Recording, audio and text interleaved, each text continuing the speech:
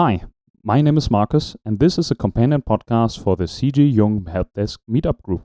I host live events on Zoom every 2 weeks about the concepts and ideas of the Swiss psychologist Carl Gustav Jung. Every event, I give a presentation about the Jungian concept, so have fun with this event's topic. And we can begin. So, thanks for coming for this special event about Jung's views on mother, father, child. My original intention was to call this family, but I wanted to make it a little bit more specific because Jung talks very often about these things, about the relationships between partners, especially in a marriage, and also the childlike state. And I think it's a good way to get into certain Jungian concepts.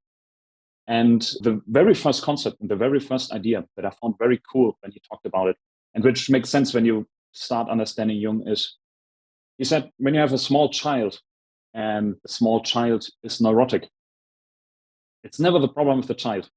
It's always a problem of the parents. And the reason for that goes back to how Jung sees the psyche and how it's working. And neurosis for him is always like a rift in the psyche, that there are certain parts that are not in harmony with each other. So you have in general your consciousness, which is very focused, very adapted to something, and can be too adapted to something and too focused on something, so that the psyche, the unconscious, tries to create a counterbalance in a form of a complex. And a complex, best way to see it is like a second personality that's acting inside the person. It's an autonomous psychic force that interferes with consciousness, and it's poking it to say, you don't know everything, you're not everything you could be, so you need to take care of certain topics and certain problems. And this is always the unconscious pushing against the consciousness to steer it in a certain direction of development, because the sense of consciousness is to adapt not only to the outside world, but also to the inside world, the psychological needs, and to integrate everything that could be integrated into a whole complete human being and personality. So, but when you start with a child does not really have consciousness, especially when you have a very small child. It's pure instinct, it's pure everything. Jung really describes consciousness as the ability to pay attention, to be aware, but also to act consciously with intent and a plan, to also not do things. So all the things that children normally are not so good at. So this impulse control, for example. So children are very, very close to like a basic state of how psyche works in human beings, so very close to human nature. So it's rather unusual that there could be a rift of something, because it's instinctual. It's already, let's say, just as nature intended. Like everything is unfiltered. So there can't be a rift, there can't be a disconnect. So it has to come from the outside. So how does it come that there are problems in the parents, the mother, the father, or the relationship between them that can come over into the child? And here, Jung has this idea about the unconscious to be very reactionary and compensatory to conscious contents. That means you have a reaction in the psyche, same as, for example, in the body. And the body has a virus infection. You don't know that you have a virus infection, rather you get symptoms, like you get runny nose, you get temperature. And then you see on the symptoms, okay, it seems like my body tries to kill it. So this is unconscious. The body just does instinctively reactive. And the unconscious works in the same way. So it tries to form a counterbalance to a conscious content. And this conscious content can also come from the outside. So it's really the unsolved problems, that psychological problems that the parents can have, get over to the child. And suddenly the child is acting up and seems to be neurotic, but it's not the problem of the child. And this will be very often a topic in this constellation for family, for Jung, that there are problems coming over to other persons and being projected or transferred on stilt. And it's very similar to a view that Jung had about dreams, because dreams for him are also a reaction. It's just a visceral reaction of the compensatory function of the unconscious that you experience when you sleep. And it is this idea that because somebody is having a problem and they might not be aware of it, but there's this playing it in the outside world. It's part of the outside world. And the personal unconscious that one has and the psyche is reacting to this foreign outside expression and also starts to create a counterbalance. And this is how he says, can these contents move from person to person? It's not like there's telepathy or something crazy going on in the background. It's really just the unconscious is constantly reacting to everything. It's rather way more perceptive than we are. So like when you are conscious and you focus on something, you can incredibly easily miss something because you're only focusing on a very small part. But the unconscious reacts to everything there is, right? So your body is also reacting to all the different influences that you might not be aware of, chemical reactions and so on. And it's not only in the body, but also in the psyche is the same way. Extremely complicated mechanisms all are happening in the background and doing this thing all by themselves without conscious interference. And to come back to this idea of dreams, Jung had a colleague who also interpreted dreams. And he noted this phenomena that you can also have the dreams of other persons, because the dream, again, is a reaction, a compensatory reaction to contents that come into awareness into the psyche. So this colleague of his had a very big house, like a villa in a very remote place. And the patients would come to him and he would have patients who would say like, oh, I don't dream. I don't have dreams, which meant for Jung very often that these people don't have the dreams, but other people have them instead. So in this house, the therapist lived with his family and some staff because he was rich. He would let this patient there sleep and then talk to afterwards with his family, with his wife, with his children, with his staff, to ask them about their dreams, to find out what the unconscious reaction was of the other persons. So it's really this idea that things can come into the unconscious because other people are showing them. And Jung really notices that you have a lot of impersonal stuff in your unconscious. It can be your human nature, but this can also be directly from other people. So children are highly perceptive in that regard, as we have in Germany the saying, Kindesmund tut Wahrheit kund, which means this language of children reveals the truth.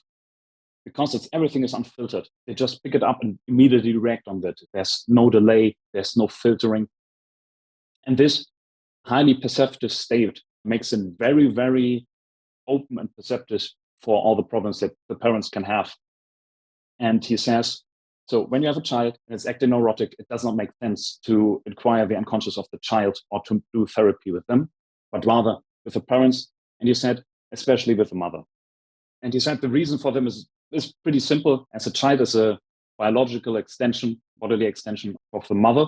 Psychologically, it's the same, that they are very close.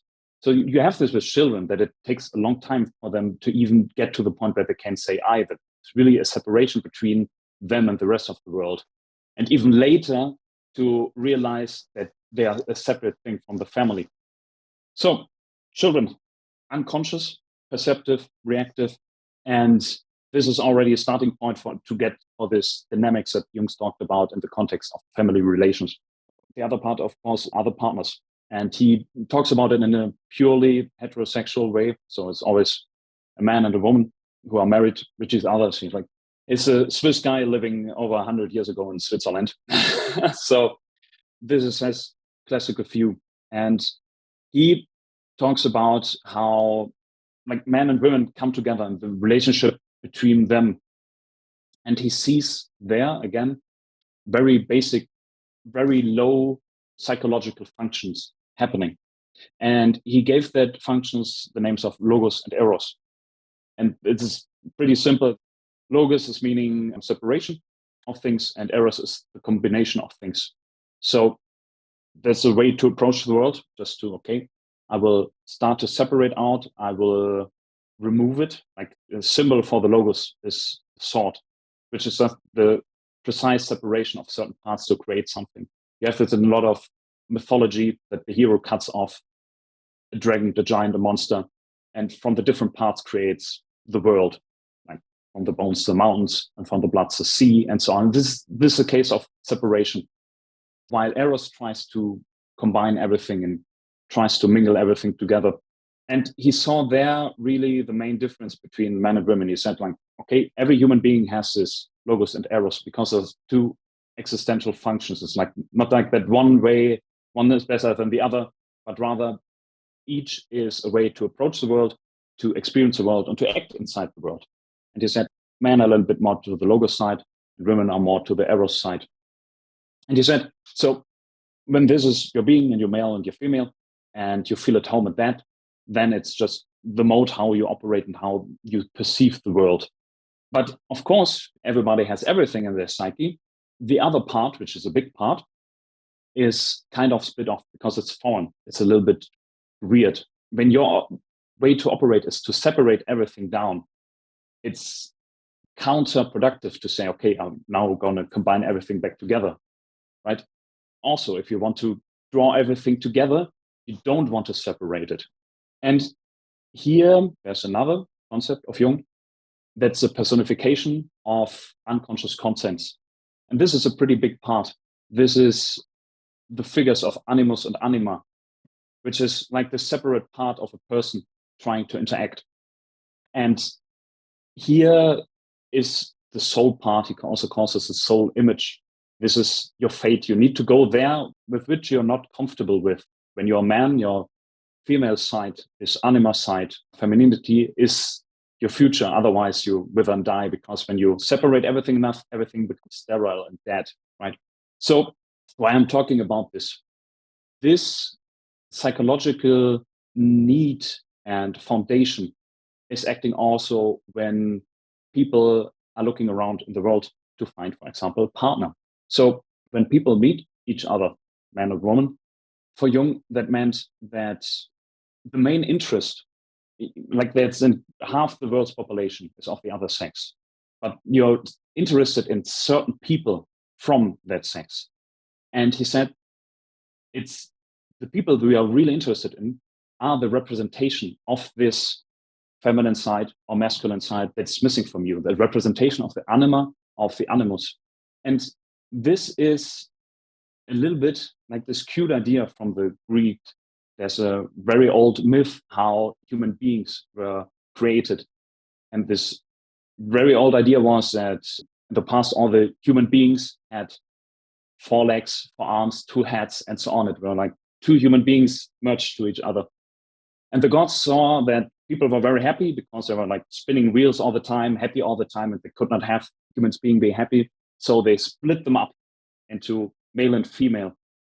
And what human beings then would do would always try to find this other half of the whole human being real, which is a cute idea, that to say, okay, I try to find this missing part that's missing the God separated me from. And this is idea to say, okay, yeah, you have a representation already, an image of the ideal partner, and you try to find in the world someone who is most corresponding to that. So this is, of course, already not such a good thing, because you will interact with real human beings, individual peoples with individual needs and so on. And you're coming there and you're projecting all those wishes and needs into the other person. This is already trouble with announcement. And when you meet someone, it's the first thing that you see, this anima image. And the more you come to know a person, you learn more about their individuality. So this search for the other side, Jung had a very good example for that. When you have a story, and Jung liked mythology, stories, religion, and so on, you have the situation that the hero does not know what to do, the male hero. And he's at wit's end. He tried everything failed, because it's always seeing the world through one lens, like the logos lens, the separation lens, and so on, the masculine lens. When he does not know what to do, he will go to a witch. Very often, that's a lot of stories.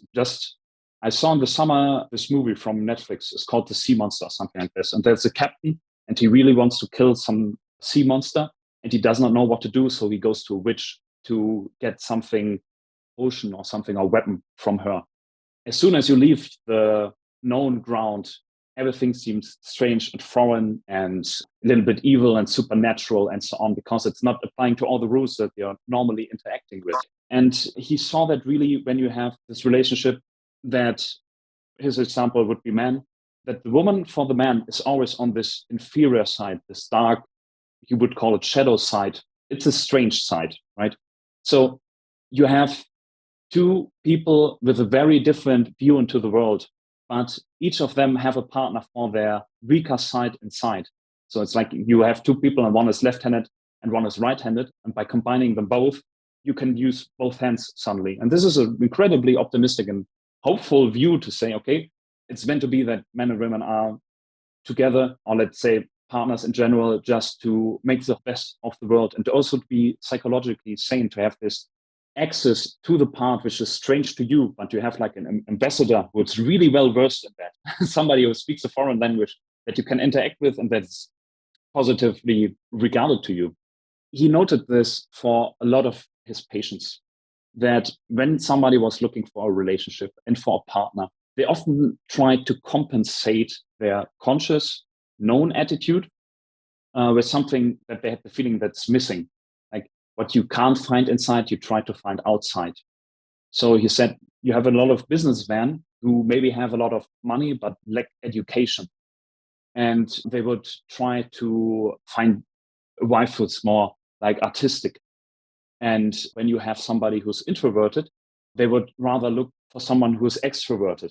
So it's like covering all the bases, all the ways you can experience the world, to have somebody there to help.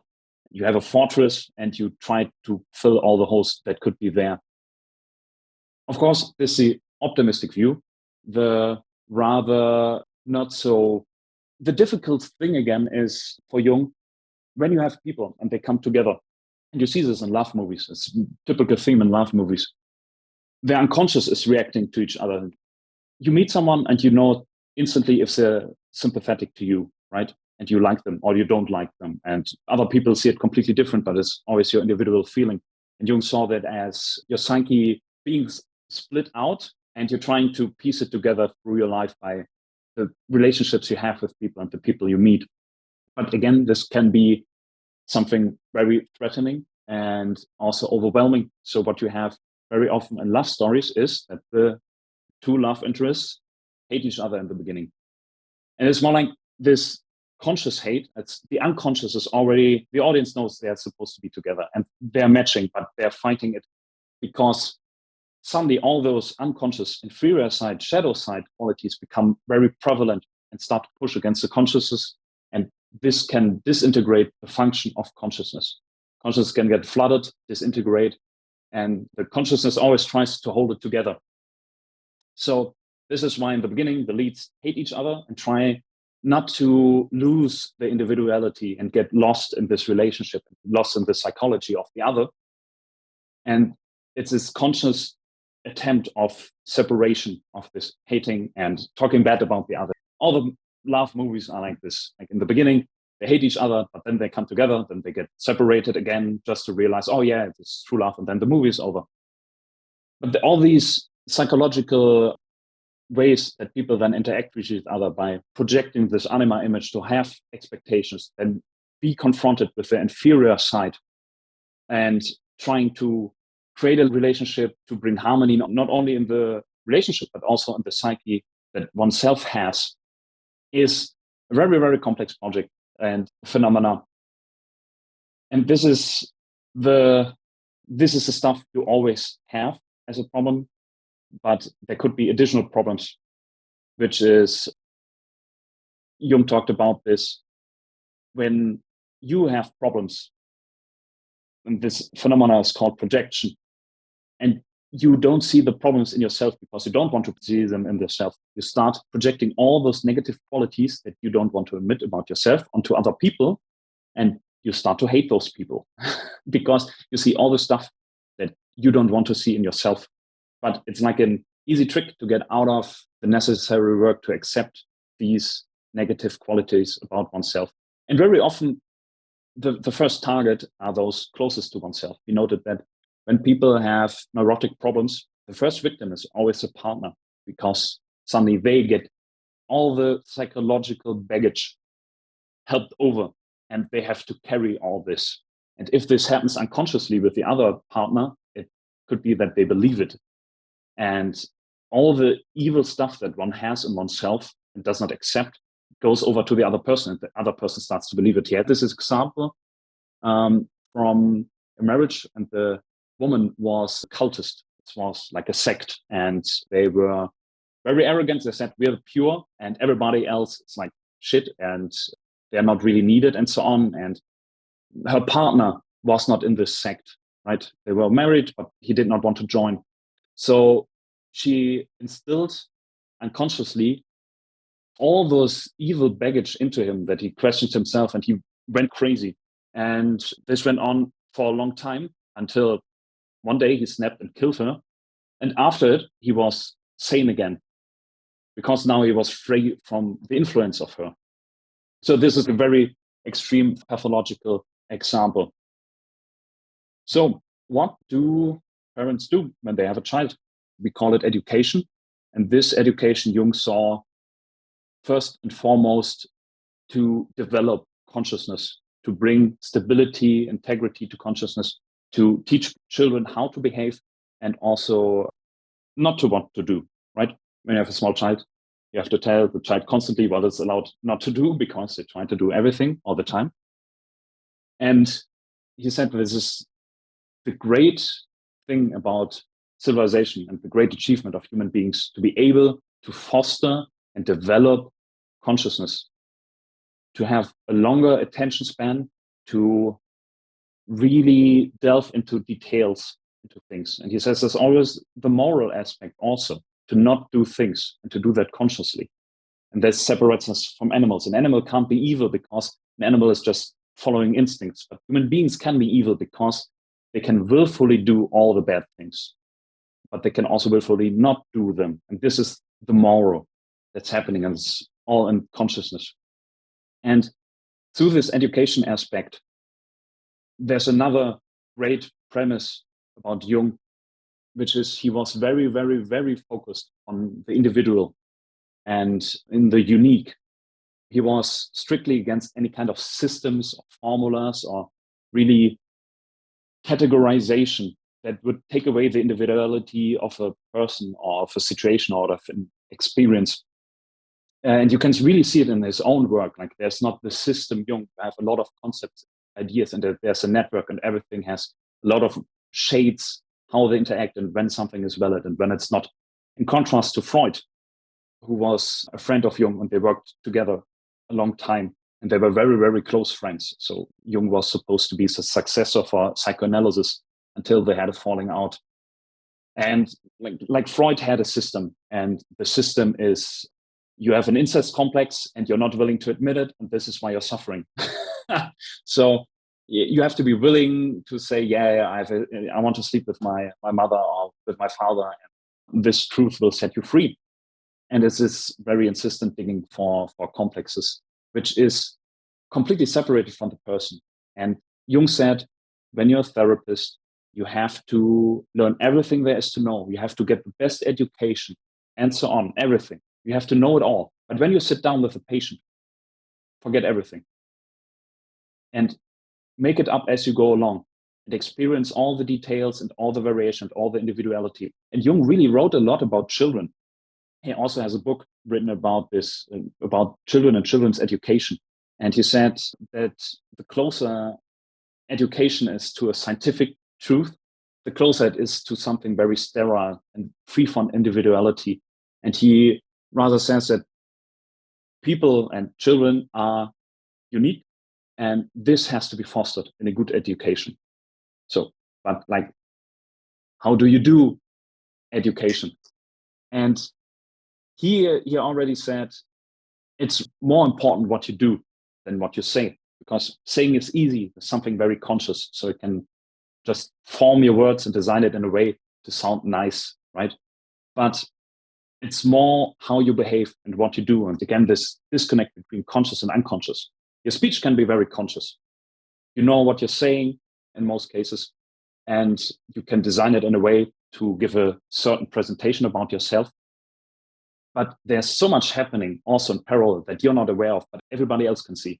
For example, facial expressions, how your body moves, how your voice is, and so on. And this gives people already an impression if this is true, if you're really following through with what you're saying, if there's a disconnect, if everything is in harmony and so on. And here comes into play again that children are extremely perceptive. They're unconscious, but perceptive because the unconscious is incredibly perceptive.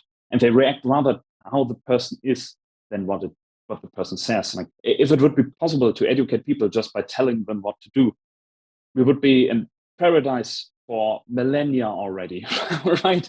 So telling people what to do is not the hard part. It's to get people to actually do it. And he has said, yeah, you need to have like a clean consciousness, and you have to have dealt with your own problems to not have a negative influence on the child.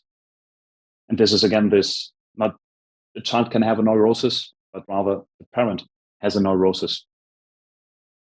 So these are the three parts. You have the child, you have the mother, you have the father. So how do they interact as a family, and what can go wrong? Because Jung was a therapist. He worked a lot with people who had problems and who wanted to better themselves. And the term that he's using is pathological, which is rather describing that something is extreme. So everything can become pathological when it's too much. A little bit like poison. Poison is a question of the amount, not really of the stuff. You can even get a water poisoning, not really water poisoning, but you can kill yourself with water and drink so much water that soft tissue starts to swell in your brain, and suddenly your brain completely moves out. People can be dying of this. So it's really pathological, means an extreme version of something.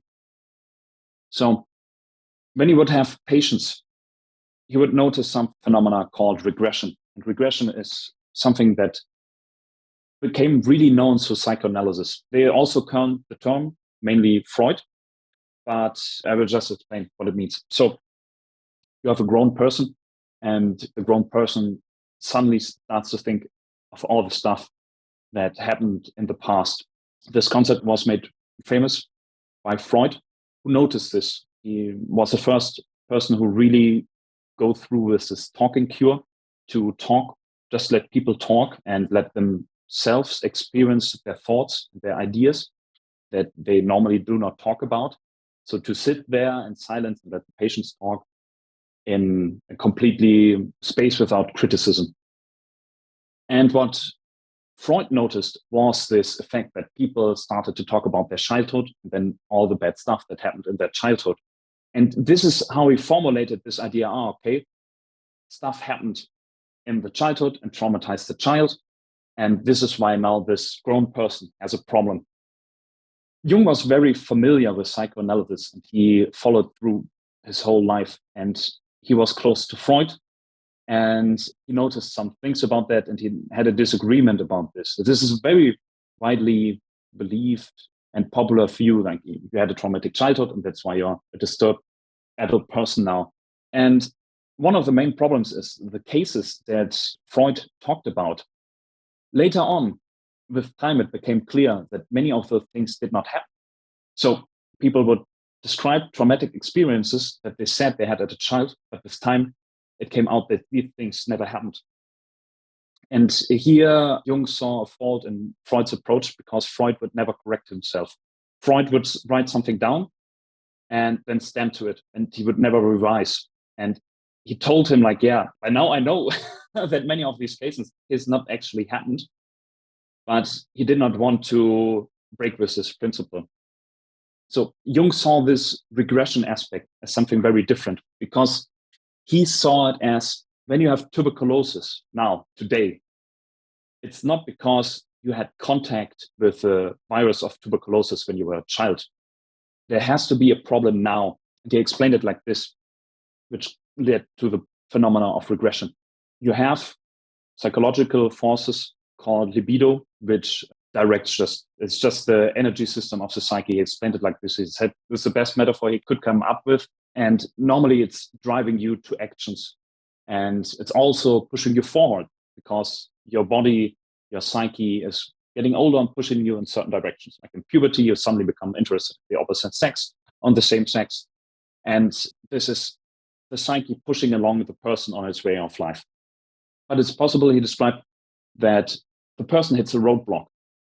So all those stuff that should push forward and flow forward can't, because there's an object in the way that the person does not want to deal with for whatever reason. So all the stuff that should be flowing forward but can't, is then flowing backward. One aspect of libido is the activation of unconscious contents. So suddenly all the stuff in the past gets activated, all the images and the experiences and so on become very lively. Suddenly the person starts thinking about these things. And this is how I explained why in therapy, people immediately started by themselves to talk about their childhood and their experiences in childhood and how they think that it's influenced them in their current situation.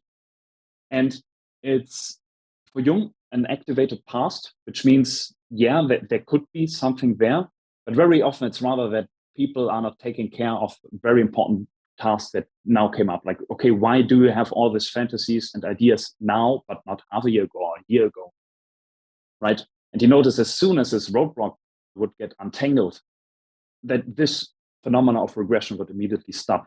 So he saw that as activated contents through libido that normally should move forward. But also he saw it in a little bit positive light, in the sense that the psyche tries to find things in the past that could be useful now. And this is also, again, a function of the unconscious for Jung, that you have your consciousness where you everything known, everything is coherent, which is other and works and so on. But it's always limited. It's not enough, and it has to go bigger and to grow. And it has to integrate unconscious concepts that are incompatible with everything that is there. So the whole human being has to change just to integrate new stuff. And what the unconscious does in fantasy and in dreams and so on is like stuff that you know, and starts showing it and assembling it in a certain way to create what he called a symbol, which is something that is known but always pointing beyond itself. It's a little bit like a detective story. You know something is happening and you have all those clues, but you can't make heads and tails how everything is connected. And it's only when you have spent enough time with it and have enough clues that you say, this happened. And then suddenly everything makes sense. Everything is coherent. You can combine it. And this means it's integrated into consciousness when everything makes sense. This is really this insight that, oh, this is how everything is connected, which was my problem.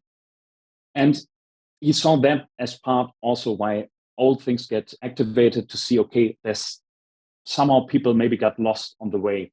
So they have to relive the same situation that they maybe have not passed in the past, to now find a way out of it, to move forward in their existing day to day. So this is regression, but you can also have like a general regression, which is just consciousness gets overwhelmed, killed, and everything becomes infantile. You get back in the state where there was no consciousness or very weak consciousness.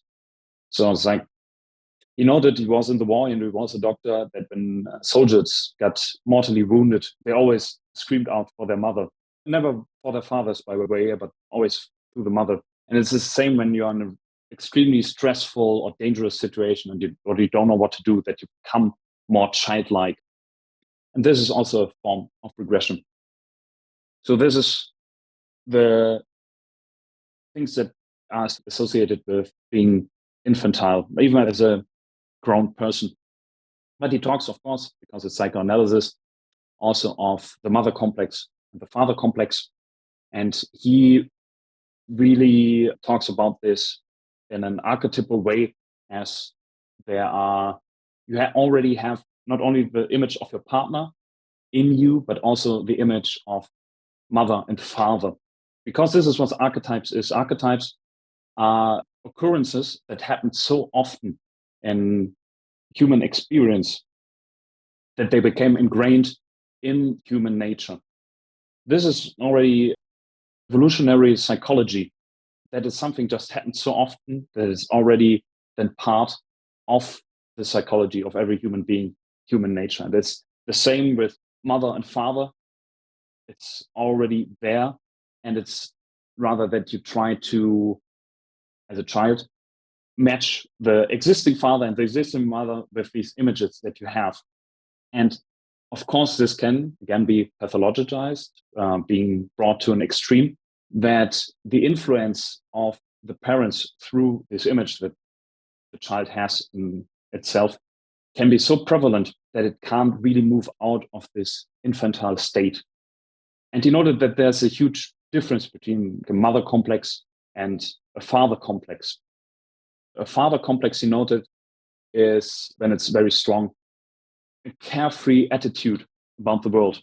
Nothing bad can happen to me because in the end, father will take care of me.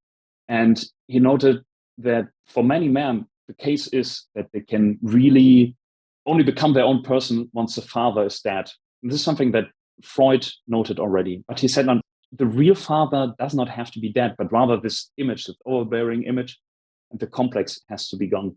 And he had some examples, Friedrich der Große, and he only rose to his heights after his father died. Or some artists, he noted, that only started to write once the father was dead, so where this influence was.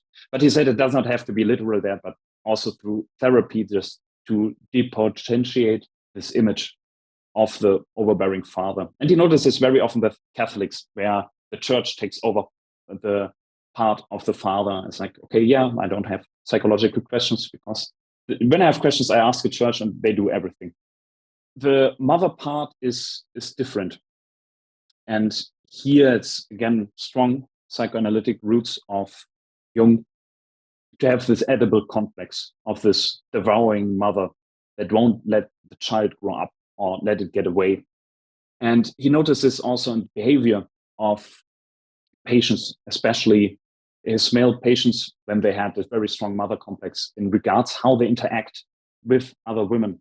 Because, again, this is this idea of the anima image that a man has in himself. The first female person a man has contact with is the mother. So this can be such an overbearing image that the person can't move beyond this. Not all females in the world are the mother of a man. And the man has to separate himself from this image. And if it's overbearing, the behavior becomes very strange, especially towards women. So he noted that men who are sleeping around a lot, he called it Don Juan phenomena, that they were basically searching for the mother in other women, but could not find it, of course, because it's impossible to find the same person again, especially when it's mostly a psychological image that you're after, that they would be jumping around, and they cannot interact with the real female in front of them, but rather with this image that they can't find and they can't fill, because the more you get to know a person, the more individuality comes on, the more that disconnect to the image comes apparent. So they just move on. But the other way around also, which is a complete abstinence from women and being a good little boy that will never leave the mother, just staying in the basement.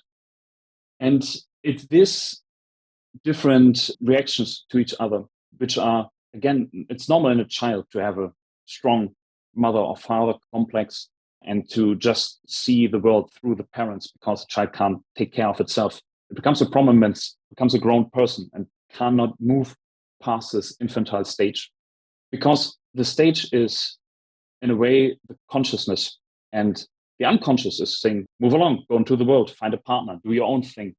It's constantly pushing against the consciousness. And this creates a neurotic state. Life wants to move on, but the person is not ready. But life comes and finds a way how to push people out of their mother's basement. And in this context, Jung credited Freud with finding the very first archetype, which is the Oedipus complex, the guy who slept with his mother unknowingly, but Freud saw it really as his conscious incest wish, because in psychoanalysis, everything is very closely associated with the incest wish, which Jung bothered also, because he said, like, no, there's more to human psychology than the incest complex. But he said, yeah, to have this archetypal understanding of the Oedipus complex, to have a certain mini drama happening in the psyche, which has a very predetermined path that is always there, but can be so activated in the unconscious that it's determining the person's life. He said Freud was the first one to find this archetype, the first archetype, and really define it in a clear manner. And what Jung did, he described the female equivalent, the Electra complex. But in general, Jung moved past this and got more interested in archetypes in general, not only in a sexual context, but in a very general context. The influence that parents have on their children, to a huge part, is not only the stuff they don't want to deal with currently, but also the stuff they have not dealt with them their whole life.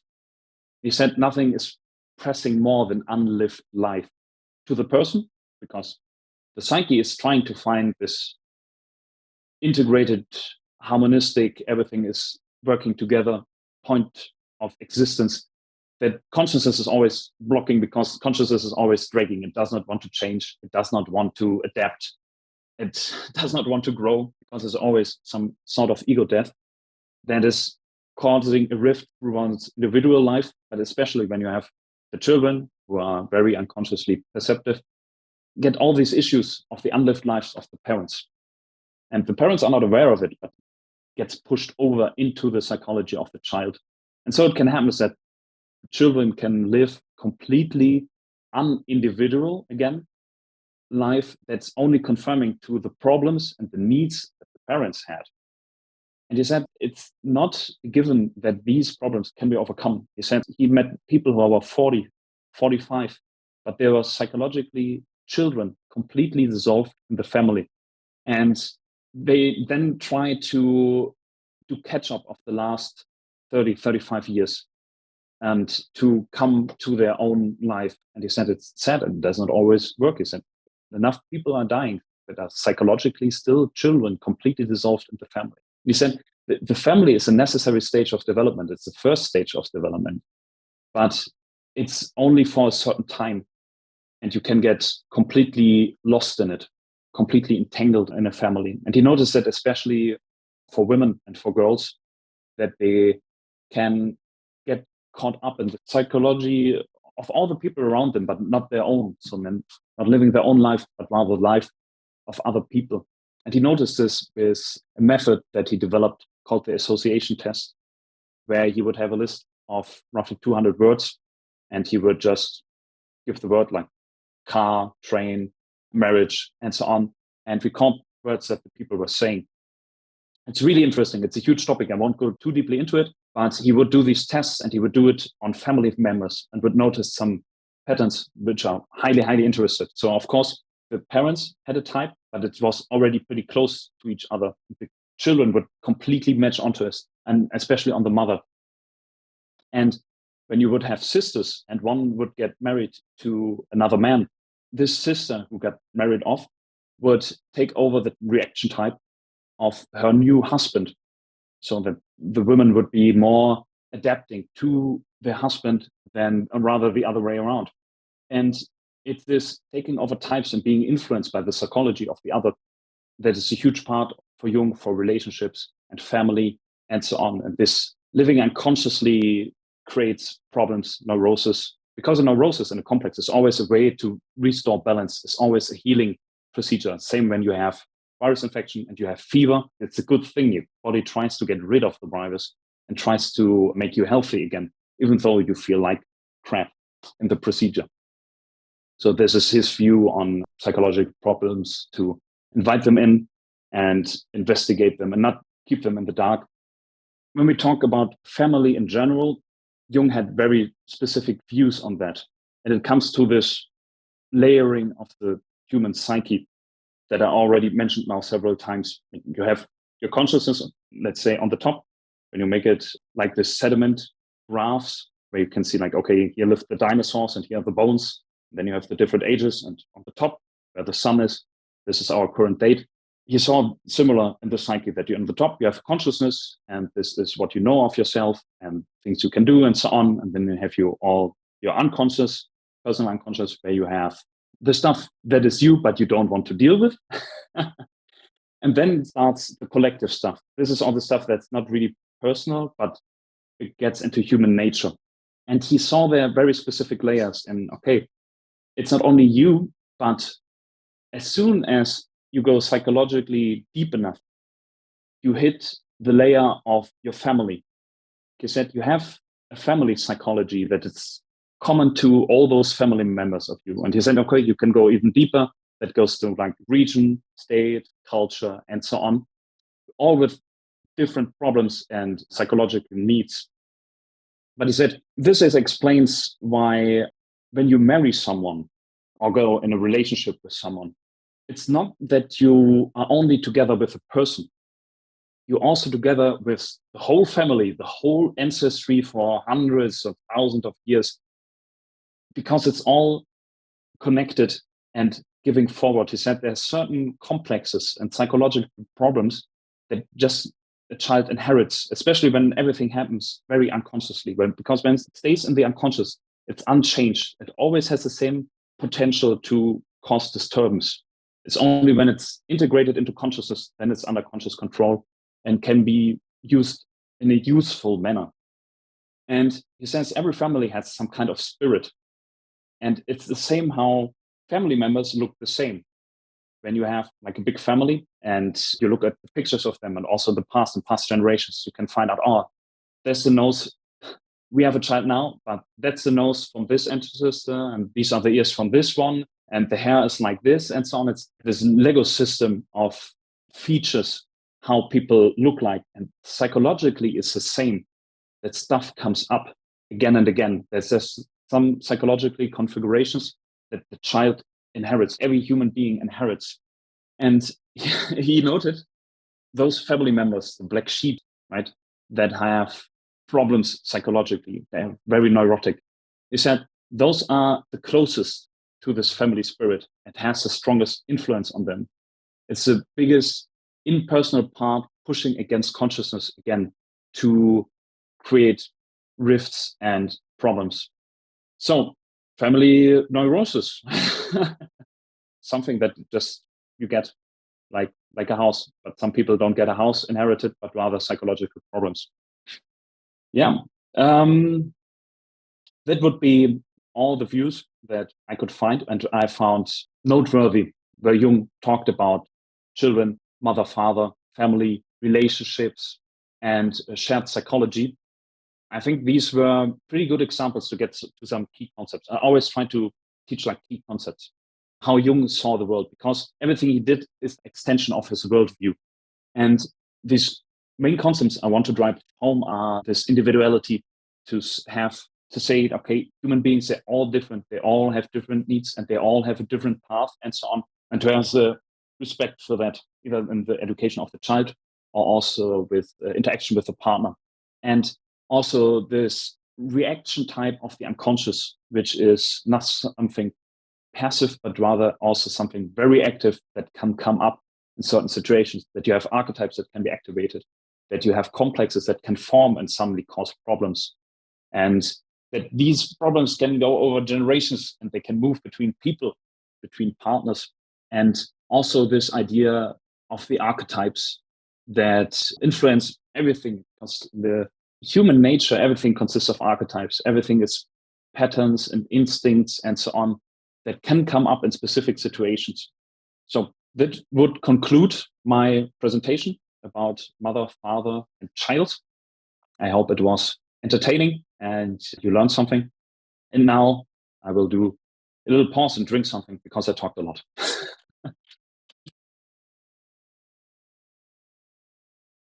This was this event's topic. Thanks for tuning in. During an event, a discussion part follows after the presentation where all attendees discuss the just presented topic or other Jungian concepts. If you also want to join, find the group on meetup.com. The name of the group is CG Jung Helpdesk. Also make sure to subscribe to the podcast on the platform of your choice. See you next time.